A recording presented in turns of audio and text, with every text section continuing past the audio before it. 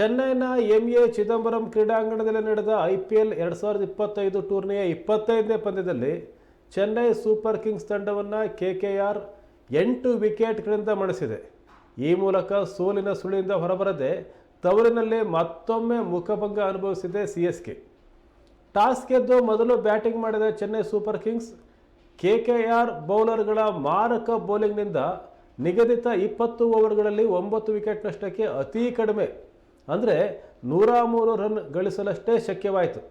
ಆರಂಭಿಕ ಆಟಗಾರರಂಥ ಸಚಿನ್ ರವೀಂದ್ರ ಕೇವಲ 4 ರನ್ ಗಳಿಸಿ ಹರ್ಷತ್ ರಾಣಾ ಬೌಲಿಂಗ್ನಲ್ಲಿ ರಹಾನೆಗೆ ಕ್ಯಾಚ್ ನೀಡಿ ನಿರ್ಗಮಿಸಿದರು. ಡೆವೋನ್ ಕಾನ್ವೆ 12 ರನ್ ಗಳಿಸಿ LBW ಬಲೆಗೆ ಬಿದ್ದರು.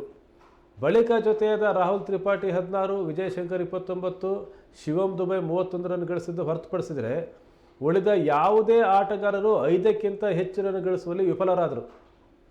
ತಂಡದ ನಾಯಕ MS ಧೋನಿ 1 ರನ್ ಗಳಿಸಿ ಔಟ್ ಆದರು. KKR ತಂಡ 2 ವಿಕೆಟ್ ಕಳೆದುಕೊಂಡು 11 ಓವರ್ನಲ್ಲಿಯೇ ಗುರಿ ಮುಟ್ಟಿತು.